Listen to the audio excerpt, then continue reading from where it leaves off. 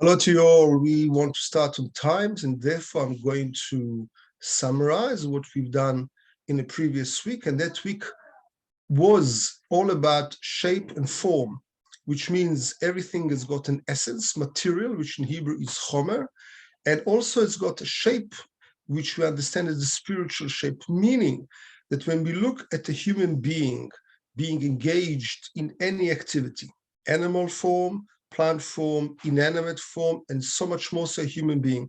There's the physical form of it, but also there's the spiritual shape, which gives it the inside, the inner essence and the spirit of the thing. In other words, a brave person, a weak person, a strong person will all be accommodated by us watching the body language, the inner meaning of what the spirit of this person means. So that's considering Chomer V'Tzura, or the spiritual shape, right?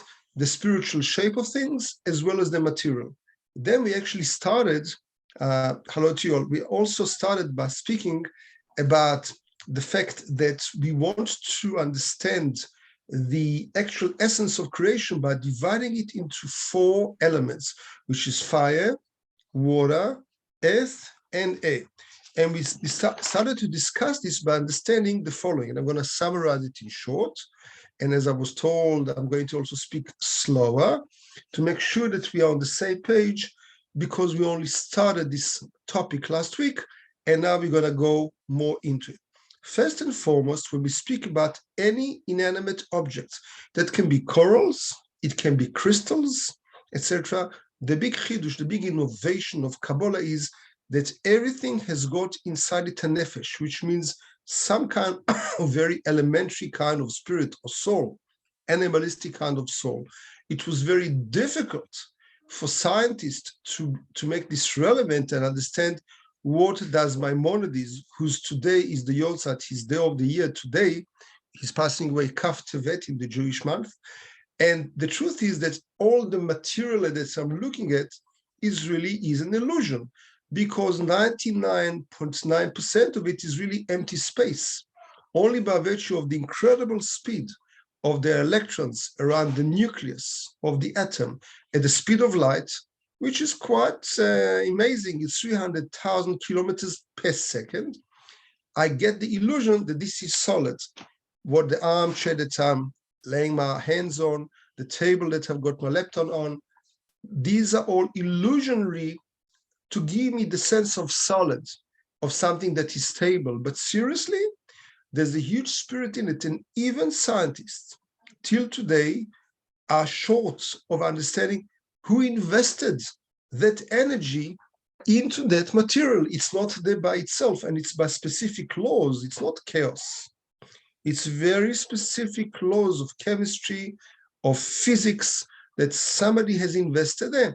And we don't just call it, we know, we don't think, we don't have an inkling, we have an enlightenment given by Kabbalah that this huge soul, the soul of all souls, the one who gives the initiative for all our initiatives, the creator of all things, we call him by God.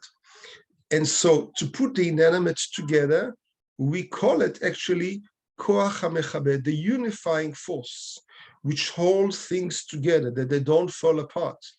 We relate to it as human beings as stability, as some kind of form around us, a sense of stability, a sense of belonging, something that we can rely on, a sense of a framework in which we have to work with, because without that, we do not find ourselves. Children need this sense of stability, because if they can go to sleep or wake up whenever they want, they'll be very, very neurotic, and it's the same as us. We need hours, schedules in which to work, in which to go to pray, in which to eat, in which to formulate our lives within that framework.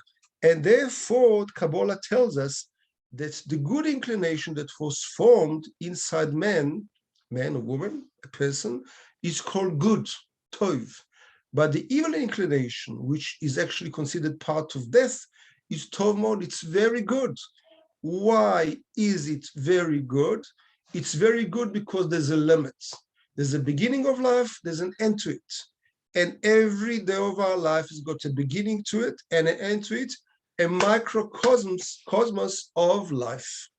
Because when we know there's a limit, we push ourselves, we do our best to take everything out of each and every day. The first person who did it was Abraham, our forefather. And he said, Avraham Zaken Baba Yamim. Abraham was old of age, and he came with all his days. What does it mean? He came with all his days. It means he invested every day to make sure he got the best out of it. He didn't sit, with one leg on top of the other. He didn't just watch the sky and the stars. He invested himself. He listened to his disc, to his recording at the end of it. It was packed and full with spiritual material, with positive thinking. And so listen to yourself at the end of the day. What did I pack into my disc today, into my recording? Empty space, blah, just jokes, stand-ups, TikTok, Facebook, Instagram, LinkedIn. What is it? Social network? Or did I do something with it? Create an influence on people, fill my own cup with something spiritual, something positive, thoughts, emotions, spirituality. This is very important. When we go up to the next level, we come to the level of the plant world. The plant world, of course, has the unifying force, the harmonious unifying force, but on top of it, it's also got the nourishing force. It's also got that force which makes things grow, because all the plant world grows, as well as the power or the force to give birth to the next generation. We discussed it last week, like the kombucha kind of like mushroom, which grows from itself the next kombucha, or any kind of tree bearing fruits, which will give off seeds to create the next generation. This is an incredible ability. By the way, which is in the way, scientists, the last 2 decades, have tried to manufacture and create the conditions of the Big Bang, of the creation of the world, and try to create one cell, something alive, an amoeba, the smallest living thing. They were not able to. If God does not invest something alive in it, not a single cell, so much more so a plant, nothing can be formed by science, nothing. Science can never create something alive, not even the plant world, nothing. Just create for whatever there is. But creation ex nihilo, from nothing, even the plant world, which is very, very low, cannot create. The next world, the higher up, is the animal world. And this is very important. We discussed the end of last session, last week, that on top of everything we said, because surely animals can procreate, they've got a nourishing force within them, right? They can grow things, right? They grow with time. Horses grow, donkeys grow, elephants grow, they all grow. We also have the animalistic part, the living power, and also the power to feel. So animals are very intelligent, but as intelligent as they are, we put them in cages, we put them in the zoo, because there is no comparison between animal wisdom and human wisdom. Similarly, there is no comparison between our way of speaking, 22 letters in the Hebrew language. We made a shortcut, only 22 letters. With the end letters, it's 27. In Japanese or in Chinese, 3,000 letters, 700 letters, 7,000 letters. But by the animal, it's very, very simple, basic form of communication. Similarly, when we talk about animalistic feelings, we think they share the same feelings as us, but they don't, because their formulation, their soul, their spirit is lowly, it's more basic.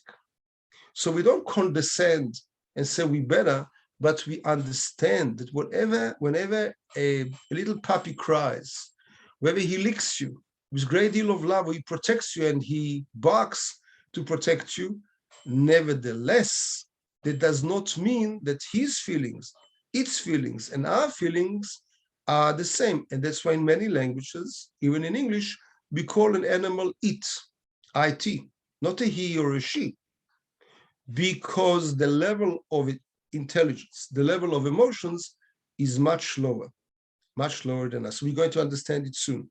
When we come to the speaking world, the human world, everything that we said before exists, plus we all have a soul, and that soul transcends life.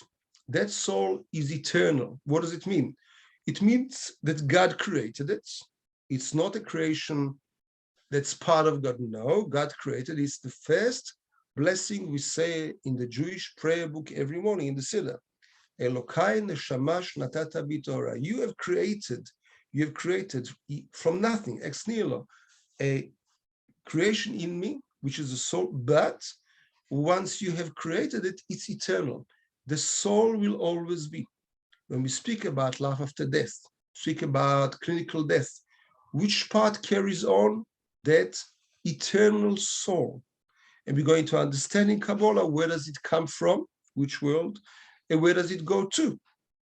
This is very important. So now we want to zoom in before we start. That's plus minus where we got to last week in the first 5 minutes of today. And that is to understand as follows. How do I understand the human soul? That's where we're going to start today. That is, the human soul has got an incredible vessel in it to receive. What does it mean, a vessel? If I have a cup over here, if that cup was a tray, was flat, it's got no capacity to receive anything, it's just flat. If I pour water into it, it will spill out. In order for this to be a vessel, it must have some kind of a container to be inclusive of what it receives. So God has invested in us a soul that has the ability to receive and desires and seeks to receive. And the bigger the soul, the bigger its desire to receive. The question is what? What do we want to receive? So now we're going to relate and understand that the human being, and that's, I'm just placing an atomic bomb within you, and this is the new concept for today, that is, whatever we said before, you can say, I don't bring home anything inanimate, I don't like crystals, I don't like plants, I don't like animals. Yeah, but all these forces are invested within the human being. That's very, very essential and important, and innovation. All the different kind of forces we spoke about are invested inside us. What does it mean? It means any human being has got the power to nourish, to grow, to procreate, to have a living, it's a living human being, intellectual power, emotional power, very much as which we received it from the analogous and compatible and aligned with the inanimate world, the plant world, the emotional world, the animalistic world, and the world of human beings. And we top all of this with our soul. What does it mean to have a soul? 4 different forces that we get from all the worlds that we include, all the 4 elements within us. Let's discuss it for a second, then I'll open it up to you for your thoughts, discussion, reflection. The first one is the power to receive, or the force to receive, which is analogous to the inanimate world, only what physically we need. And we're busy with it day and night. We go to malls, we go to Albertson, we go to Walgreens, we go to Walmart, all the malls in the world. We need food, we need air, we need water for our survival. So this is a physiological need invested in us, almost like an instinct, like in the animal world and the plant world, in order to receive something physiological. That's the basic human need of survivalship. The next higher up is analogous and allied with the plant world, and that is the willpower or the need, the desire to get pleasure. Pleasure is nothing to do with something which is survivalship. I don't need to go for pleasure for survivalship. In other words, any kind of physical pleasure, beyond the basic needs of the body. And there we very much like the plant world. Plant needs other things. The plants can, like we spoke last week about the kombucha, can shout, can scream, can say. They need also pleasure beyond that that inanimate kind of feeling. Beyond this, we go up to the animal world, which we have inside us, and that's the wish and the need for honor, for dignity, for rulership.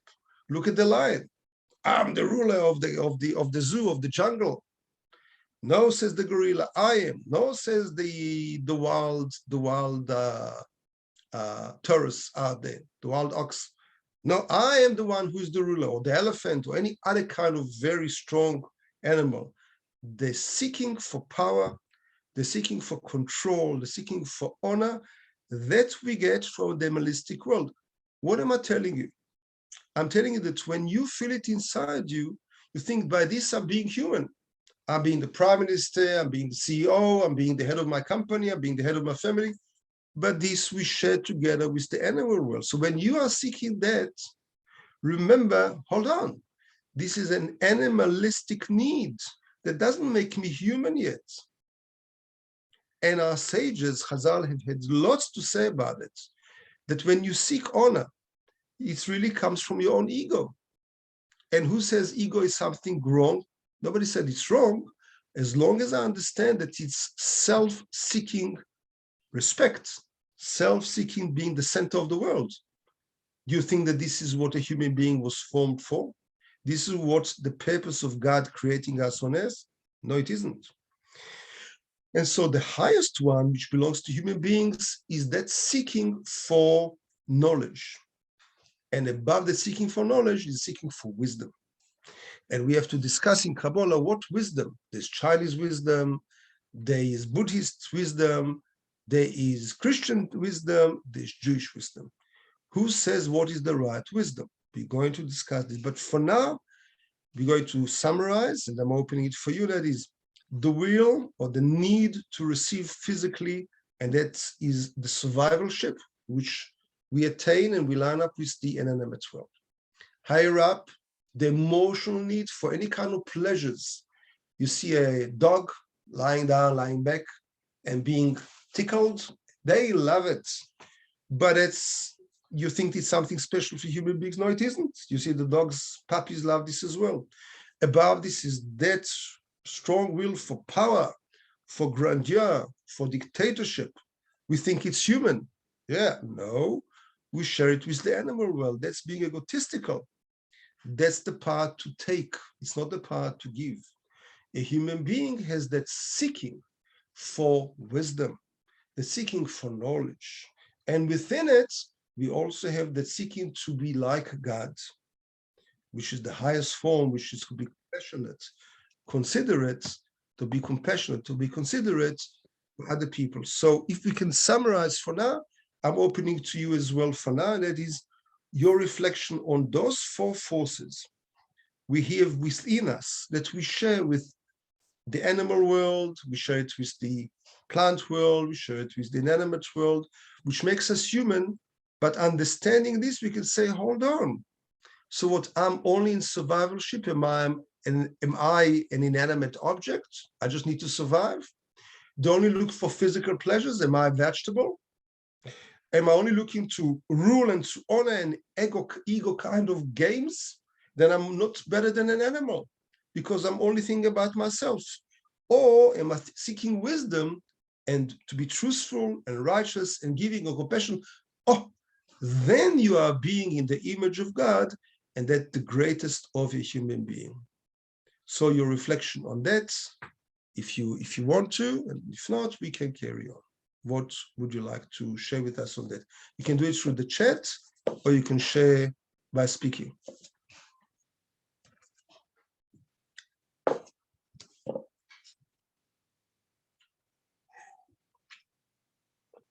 Shirley or anyone else would like to reflect, or you think it's obvious?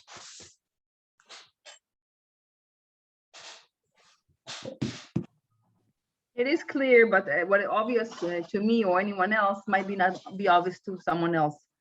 So all I can say that is in the path of growing and learning and developing and becoming wiser, in Hebrew it's called Binah, we need to extend and stretch our mindset. And one of the biggest benefit of learning and developing, especially Kabbalah or any other methods of the Torah, is to extend your understanding. I didn't say only your mind, your understanding. There is much more opinion, perspective, way of seeing the same thing. So as we can hear about many opinions of Bet Shammai, Bet Hillel, this rabbi, this rabbi, this rabbi, you don't have to agree to everything, but really to bring into the platform and the understanding, there's more to include and understand to give you a bigger perspective. And that's pretty much it. So I'd just like to reflect on what you say, that is as follows. And that's a very big question I think most of us ask, and that's, okay, Kabbalah is very nice, right? Mm-hmm. How else does one expand the perspective on the reality and of the world? It's a beautiful question. Okay, so let's discuss it for a second. And I want to discuss it from a different perspective, from a higher view of ourselves. And that is, who says that Kabbalah is the ultimate knowledge of the secret world? Maybe there's Chinese teachings, and there are. There's wisdom, there's Japanese wisdom for 4,000 years and more, and there are many other kind of religions and cultures and wisdom that is going around the world. How do I know what makes the difference to all of that? And this is a very serious, deep question. And the answer is very simple, and that is as follows. If I go to university, I finish college, finish high school, and I'm a brilliant person in maths or in science, and I took all the units, right, and I got 100%, more than 100%. Did it make me wiser? Yes. Did it change me as a person? No. I'm a person that knows maths. I've never seen any professor of maths, and I've been in university for 16 years, 16, that's changing to becoming a ruler, you know, that you draw with. I've never been to university, and I've been to be a doctor of psychology, and I am, that I've seen this person become an ethical person because he studied psychology, because they don't teach you ethics. Nobody changed. Yes, my level of analytical change, I've got more tools to analyze, I've got bigger capacity to assess, to intervene, but it doesn't change you as a person. All these wisdoms out there are not really wisdoms. This is an illusion. It's only knowledge, but they don't change you. The only transformational knowledge which changes you as a person, as the Old Testament, the Holy Testament really says, is Vayadat Hayom, you should know, have knowledge. If it changes you as a person, then you know this is the ultimate knowledge, because you've got the capacity to change. And I will tell you a short story about this. In Israel, the Holy Land, there was a man who is the manager and owner of a very large candy factory. He came and he wanted to share a weekend trying to transform himself and to listen to another wisdom, which is Kabbalah and some Torah knowledge. And he wasn't very impressed with what he heard, because he thought that it's very nice, but who says it transforms me? And he was really a serious person, an intellectual person, a person with means, a rich man. At break, he went outside and he saw some kids playing around. One kid was a child of one of the lecturers. So that man, who's the owner of a candy factory, he took out of his pocket a whole pile of candies, and just threw it to the kids, like we know they do it by mitzvah in synagogue. And all the kids just hovered over this and a big pile, and everyone grabbed as much as they can. This child that had the yarmulke on his head, a religious child, took that candy which he managed to get, and the first thing he did was not open and unwrap it, but he ran to his mom and asked, "Mom, is this kosher? Can I eat it?" The mom looked around, said, "No, there's no kosher sign." Said, "I'm so sorry, my son, it's not kosher, I'm going to get you something later." The child took that candy, the bunch of candies that he had, he put it in the trash. That man was shocked and amazed. He said, if a child of 3 years old, or 4 years old, or 5 years old has got the power, the inner power, to hold himself from his own animalistic drives and say no, that means he's integrated, he's transformed knowledge into knowing, that wisdom really changed him. Not kosher means I can't eat it, but I want to, I've got the impulse. It's kosher because I like it.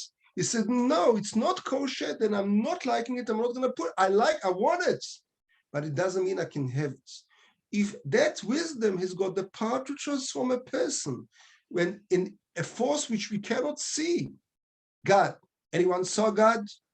The Bible says, Lo yireni adam v'cha, you cannot see God, and can transform a person by this knowledge into something better. That's incredible. I've been ahead of a kollel, which is like a postgrad seminar for quite a few years in Israel, and I've seen people come, older than me, younger than me, come, and some of them came in the morning. You see that they've got anger inside, anger issues and other issues and problems at home. They came in and you say, I don't want to know you now. But after 4 hours of learning this esoteric kind of knowledge with the oral law or Kabbalah, when they went out at 1 o'clock p.m., they looked like angels. Something transformed in them. Something mystical is in that form of learning, the way of learning and what they learn and how they learn, which transformed into puppies, into very beautiful angels, and took out from them the toxic kind of attributes. And that's the amazing thing. Don't tell me about other knowledge. Maybe, yeah, there's lots of knowledge, but the knowledge can transform you into something else. But that's precious. That's to be cherished. That's something that I'm seeking. And I think that answers also what you've asked through the chat. If you can put it up again, let me just have a look again at the chat here. How else does one expand the perspective on the reality and on the world? And the answer is exactly through what we said. When you engage in these special books, whether it's in Hebrew, in English, French, any other language, but that which transforms your perspective, that which gives you knowledge, that changes something inside because it's got an intrinsic value of being that extra mile. Where does this extra mile come from? Listen to this. If it's human-made, then it can never transform you, because as wise as that person is, it's only human. But if that knowledge is godly given, as we know, we don't believe it. We've been there, 3 million people been to Mount Sinai. And no other religion can compete with that. Christianity, one person said, I had a dream, I had a vision. Islam says one person has a dream. Buddhist, one person had a vision. Well, we called in the Bible stiff-necked people, we're very critical. I can believe you and I can decide not, but it doesn't hold water. What happened 2,000 years ago, 4,000 years ago. But when we've got evidence and proof for 3 million people receiving it, and hundreds of generations being transformed and changed by it to become something better, to hold the family together, to become a better person, that's a perspective of a reality that can be changed. And this is the highest form. If you'd like to zoom in on it, you're able to open, it's called Pirkei Avot, the chapters of our forefathers. In chapter 6, Mishnah Aleph, right, the first section, it says over there by Rabbi Meir Baalades, right? He says over there that a person will stay the same person, will have to be reincarnated for 7,000 years in this world. He will have to learn from, like King Solomon said, go to the ants, learn from them how to be quick and do things in a beautiful way. Go to other kind of animals. From each animal, from each of the 4 elements, you will learn something, but you'll have to be reincarnated again and again, Gilgul, for 7,000 years. But if you go the short way, through the Torah, through the knowledge, which is esoteric knowledge, once, twice off, you're done, because that invest inside you attributes which are far beyond you. They are far beyond being human. It says, if your rabbi, if your spiritual teacher starts to look more enlightened, you see in him the connection to God, learn from him. But if he looks like a normal human being and uses the same language, curses and slang and terrible attributes, then that Torah didn't change him. He didn't actually engage in Torah. To reflection on that, you'd like to reflect? I want to add something about the question and the schooling, because we can't nullify the benefit of going to academic and going in that journey. But he does, yeah. And the journey is what you make of it, right? So it's depend on the mentor. There's great mentors and the great people, obviously in the academic, because both of you did it, and I did it, and many others did it, to learn and to expand the mind. But for the question is, what do I do if the environment is limited, and I still want to increase my own perspective. So you take goals to yourself. Same like Mesilat Yesharim, we're working on our attributes, right? And if it's anger, or if it's focusing, or if it's humbleness, if it's pride, you make the agenda, you make the journey. Someone asked me a while ago, well, I signed up and I started it and I really don't like it. So I don't like the teacher, I don't like the environment, but I do like the studies. So you go in and you make goals to yourself. Today I'm working on listening. Today I'm working on extending my mindset. Today I'm working on working together as a as a partnership. Today I'm working on my personal communications. Kabbalah is come from the word kabel.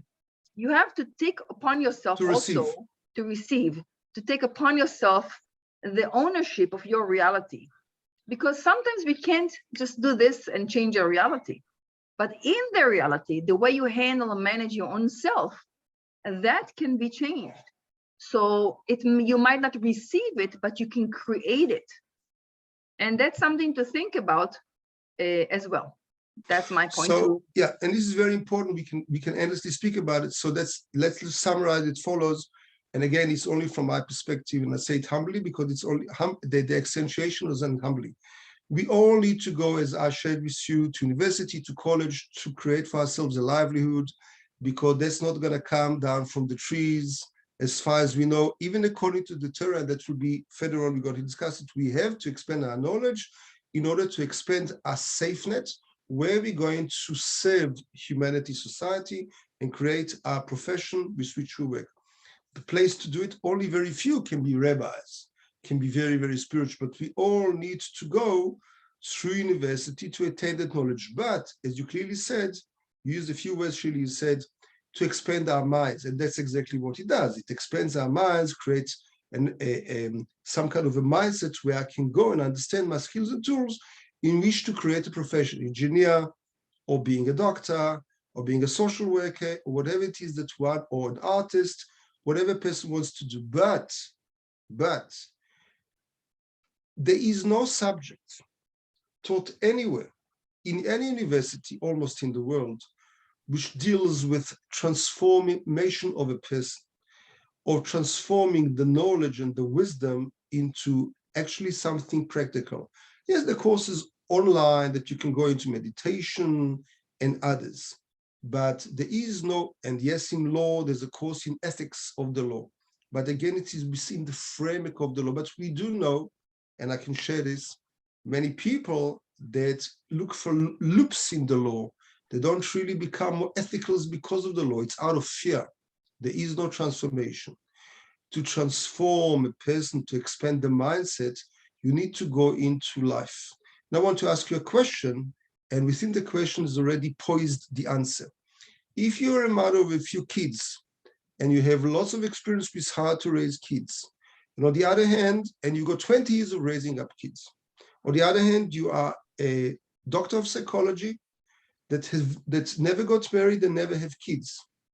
Which one of them will practically be more compassionate, more loving, more understanding to how to grow kids? The one who's got 20s, but is a very simple person, never been through the Gates University, or the doctor of psychology who gives very expanded the mind, lots of knowledge, and even practical advice, how to educate your children, how to bring them up. But does she own real compassion in her heart for children? Does she really know how to change a diaper? Does she really know what's the right thing to give to children when they're sick? How to care? Will she really balance in her mind going to work or staying at home? What do you think? So I think the answer is quite obvious. Yeah, yes and no. Obvious, yes. And any job application and interview someone going through, they ask him how much experience do you have? Because there's many qualified people, but to go through the journey and to be able to supply that which you are seeking for, that's not very obvious. And as we all know, many people learn very well to pass the interview, and they pass the interview, but then when it comes to run the marathon, they're not qualified. So it's a tough answer, because sometimes if you are a humble person and you are working on yourself and you hear a very professional answer from someone, even if you don't have kids, you might take this sincere answer and you make it something good. You see, You make it something good, but they don't have the practicality to do it. If I only learned theory of how to drive and I never took the wheel and went on the highway, I can never know what it feels like to be in the traffic, on a traffic jam, and take the highway. Theory will never equal what you physically do. So I bet $1 million on any one of you that a mom of a few kids with 20 years of experience is 1,000,000 times better off than a doctor of psychology who gives advice and was never married, never had children, never challenged, because practically, compassion-wise, kindness-wise, she put it out there and she knows how to do it. That's my perspective, and I think most people will share this. Now, I want to read to you a certain section. That section was written by the Baal Tanya, that special famous book, the Tanya, that was written about 350 years ago, and that says as follows. I'm going to just read whatever is necessary, right? And that is as follows. The first thing, it says, any person that is created has got inside him two souls. That's a very big innovation, two different souls. What does it mean, two different souls? One soul, this is a very big innovation. One soul comes from Sitra de Kedusha, from the perspective, from that side of the holiness, the sanctity. And the other one is invested within our blood, and that comes from the side of the klipa. Klipa in Hebrew means the peel, the outer shells, which we have to fight with, that we have to work against a resistance, and that's called the Sitra. In other words, every person owns, by virtue of being born into this world, and that's the greatest innovation of this world, two forces. One is from the light, L-I-G-H-T, which means a positive goodness inside a person, but that soul was also before we came down to this world. It will always be. The other soul, and this is the great innovation which is created only for this world, is called the Yetzer Hara, the evil inclination, the Sitra Achra, and that's a klipa, that's a shell, which is invested in our blood, and that one we have to conquer, we have to fight with, this is a great enemy, right? Opponent, very much like in judo, in karate, any of the martial arts, in tennis. You have to fight against somebody in order to compete and become better. You can't compete against yourself. I'm the best in the world. Well, we never had any competition with anyone else. The same applies here. It was created in us, and this is considered by God to be very, very good creation, because without it, we cannot grow. So let's just go for 1 second into it and understand. The Torah, the Bible clearly said that that's animalistic, physical creation, because it's not physical, but it works through our physical desires. It works through our blood. Come from it all our negative attributes, such as, for example, now we're going to discuss in short the 4 elements we discussed till now, and we're building blocks on top of it. Anger, ego, right? Full of ourselves, egotistical, narcissistic, all that comes from the element of fire.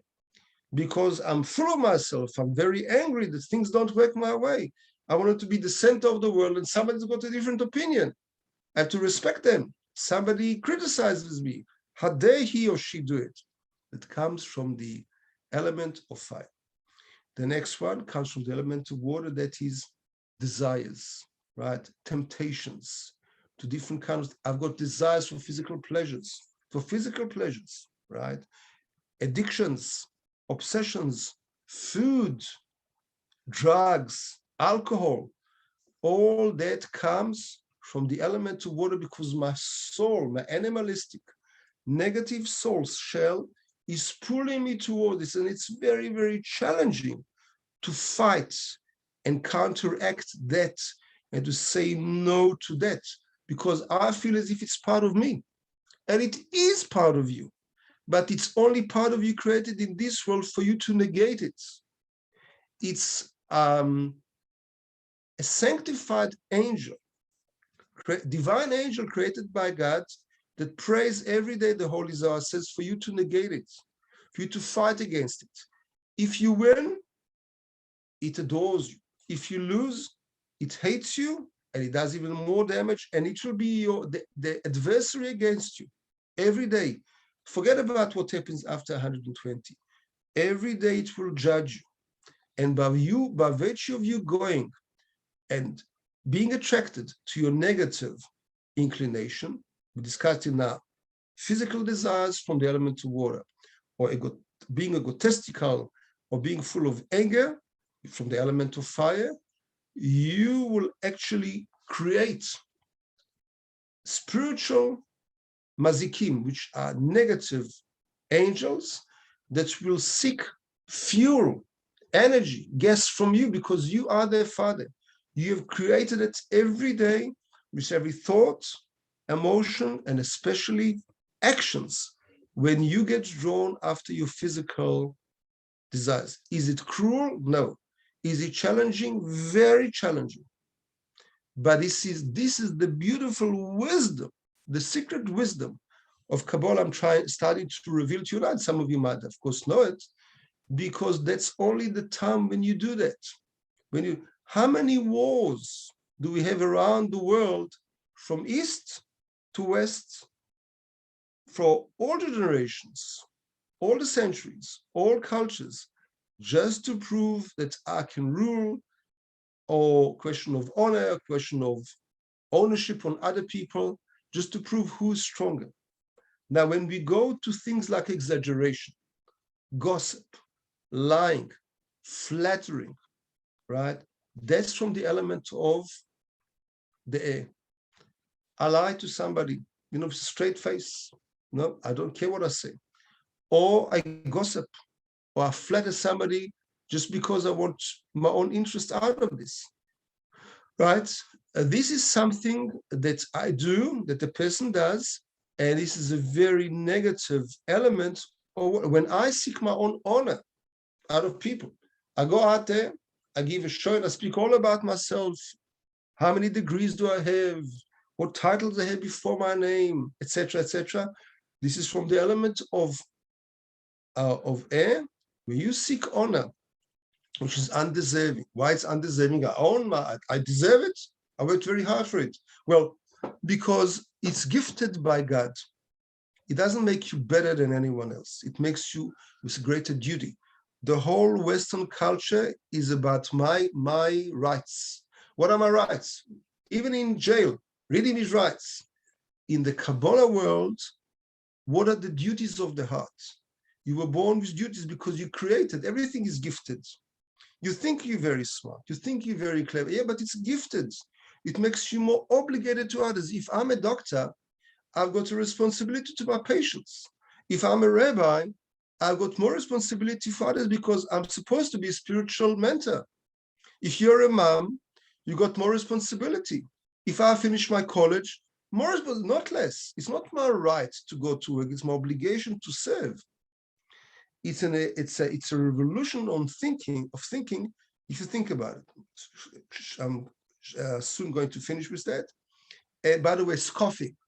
People, of course, need time to laugh, but if you scoff all day, if you laugh all day, if you're a clown all day, there's nothing serious. If your laughter, if your joy comes out of bringing people down and seeing how they splash in water and fall on their head in TikTok, well, that's fun for 1 minute. But if you enjoy doing it to other people all day long, then you're using that negative shell of the element, the foundation of air. And the last but not least is that of earth. When you're very sad, when you're depressed, when you had enough of life, when you withdraw away from life, and you want to sleep the whole day, you don't feel like doing anything, or you do nothing with your life. This is very, very sad, because the secret of this world, Asher bara Elohim la'asot, what God has created for you to do. Now, there's a question in the chat, which is there any way for a person to know that they have achieved the spiritual tikkun? besides dying? And the obvious answer is absolutely yes. And that's what we're discussing now. For example, there's so much to discuss there. But it's an excellent question. That is, if I know in every one of those levels we just discussed that I've got anger issues, that I've got controlling issues, that I always work from my ego perspective, if my heart is drawn after my temptations, food, chocolates, whatever it is, if I love lingering in bed and I don't feel like doing anything and I don't do anything with my life, I don't go to college, I don't go to learn, I don't care about my grades. If I exaggerate the whole day, if I gossip all day, then you've got an issue. And this is your challenge. And in every one of those, when you are fighting against your nature, you are making a tikkun. Every step of the way is a tikkun. We're not looking at just a bottom line and results. It's what you're becoming. Every step that you're fighting against your nature, tikkun, every time you work against your mindset and you expand your mindset, you listen to somebody else and say, okay, I don't agree with him or with her, but it's an interesting perspective. I respect that opinion.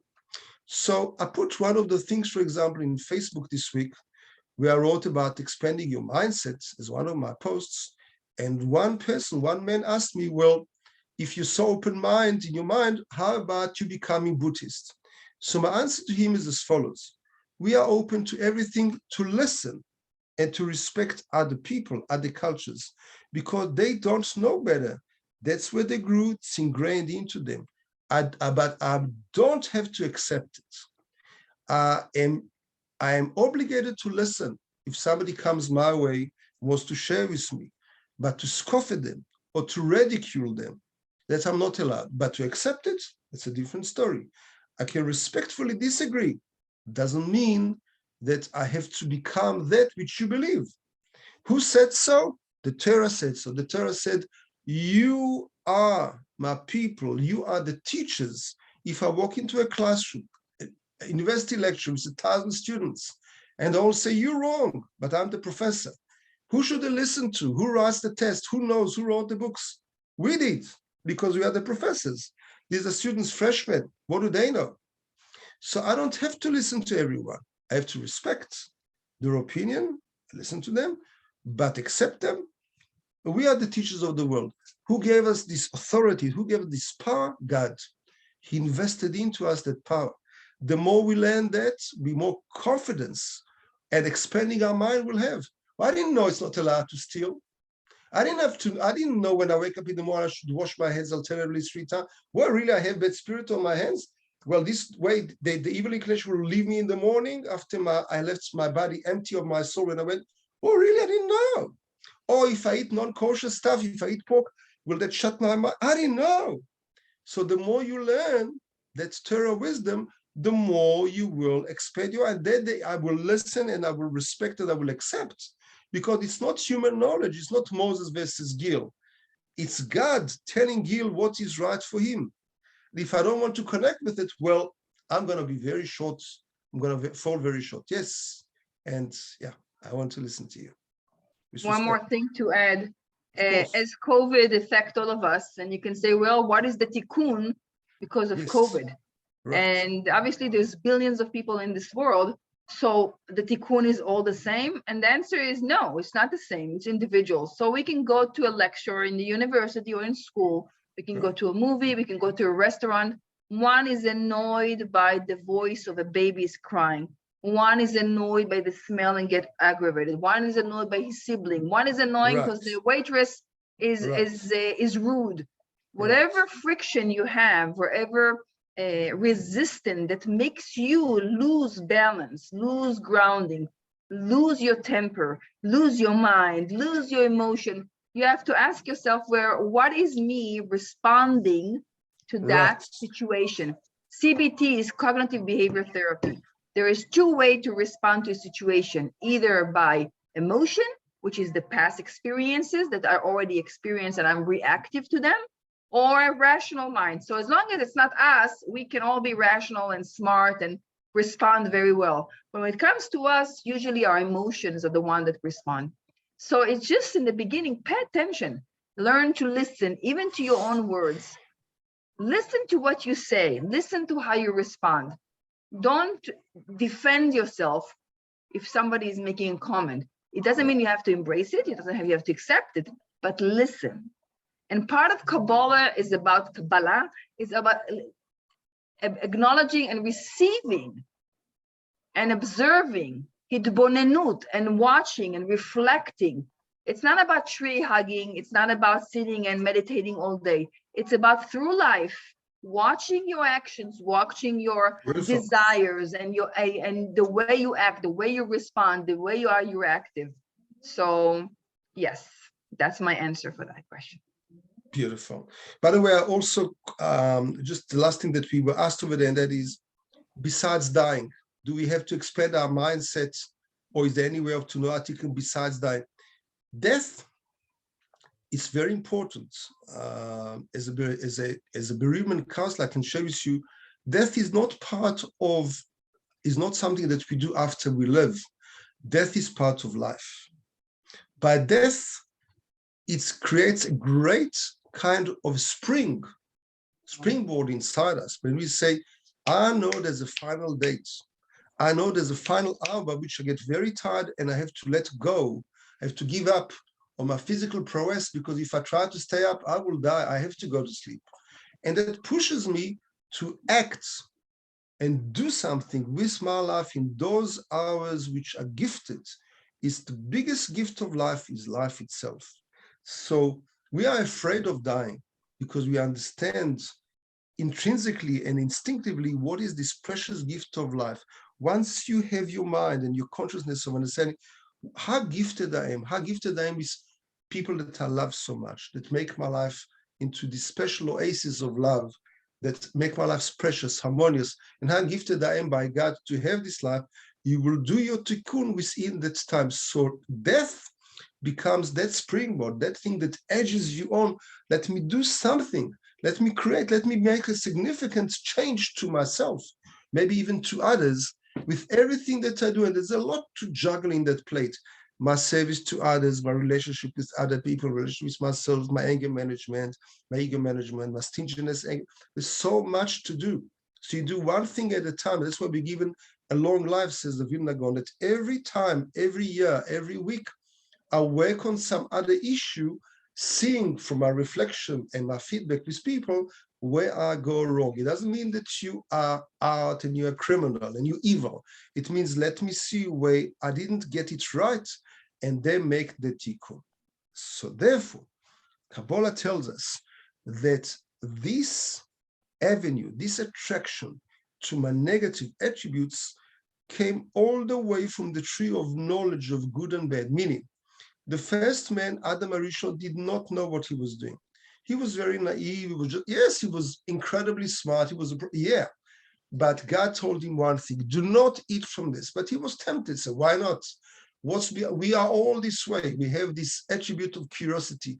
What's beyond this wall? What is out there? And by curiosity, it says in the Kabbalah, Hetzitz v'nifga. We open that door, we open that portal, and we get hurt. The Torah tells us till here, do not open that gate. It's bad for you. Don't take drugs.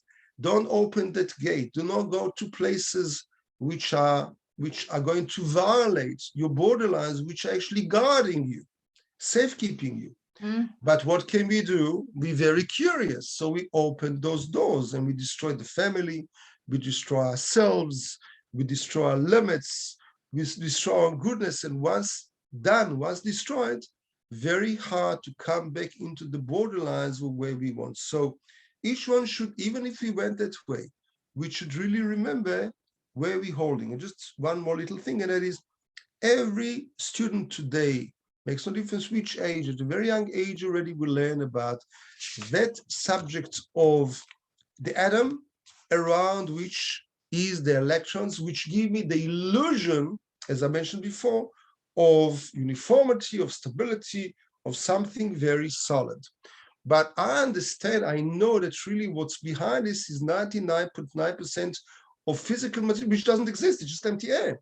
And what holds it together gives me that illusion of physicality, because my body is made from the same element, the same form, is that power of connection, that power of unity, koach hamechaber, called in the Kabbalah.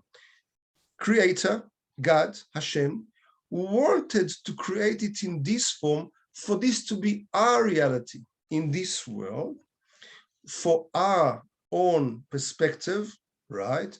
To change and letaken olam malchut shaddai, to fix and make it tikkun not only for ourselves, for other people. So whatever profession you choose and you go to university to own, and this is your duty, it's not only your privilege, you're going to be able to help so many people with the special talented gift that God has given you, because you're going to be more creative and more of quality of life and more professional in that in which you want to serve the world. So one of the questions I'm getting in the chat is, I remember hearing that the respiratory part of COVID signifies what one says and being careful of bad tongue. Is that true? Yeah. The two books out in the market, one is of Dr. Shili Regev, and the other one is Humbly Yours, Dr. Reva Gil-Gershon Tivon, all about COVID, each one wrote from their own perspective. And this is absolutely true. So we're not going to blame people that are suffering from COVID and saying, well, they gossip. It can very well be that they pay a very high price being very righteous for other people in the neighborhood speaking lots of gossip, but gossiping, flattery, lies, right? This is the result where God is also putting a mask on our face saying, stop all the social negative relationships, interactions between people, which is actually killing society to the point that we thought that COVID was transitory here, temporarily, a word that we don't like, and it's going to go away, but it didn't go away. It comes in all forms and shapes all around the world and only getting stronger and killing people. You know how many people died of COVID? Millions of people. And it's getting stronger because people have dealt with the symptoms. People have taken that vaccination, but we never dealt with the causes. The spiritual causes behind is to zip that mouth from negativity.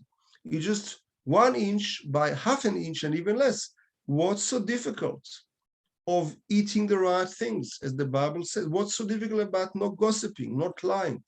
The truth, there's nothing, truth will set you free. What's so difficult? What is so difficult of stopping to exaggerate? What's so difficult among condescending, hating, criticizing, abusing other people with this little mouthpiece? What is so difficult?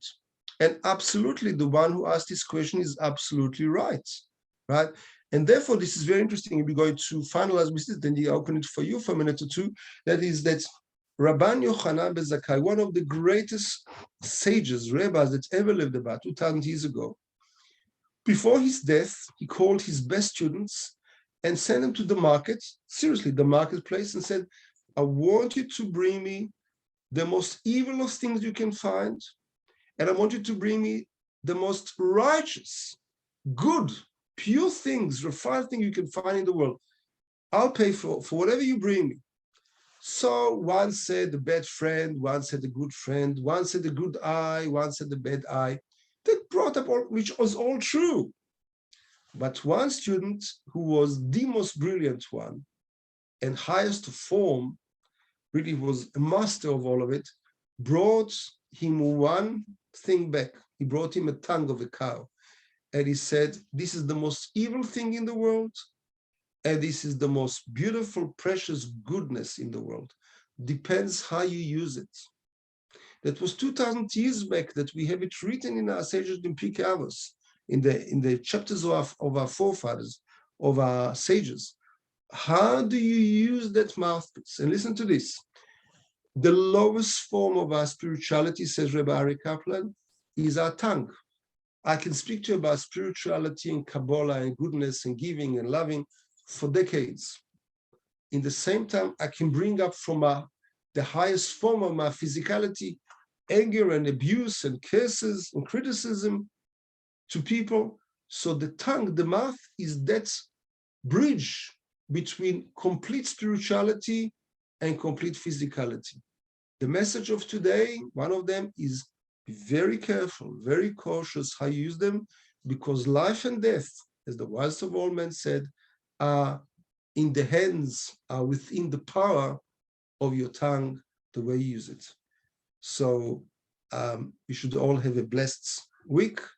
This is also going to be put up there for you in the YouTube. God bless you all and have a blessed week. Bye-bye. Thank you for being here.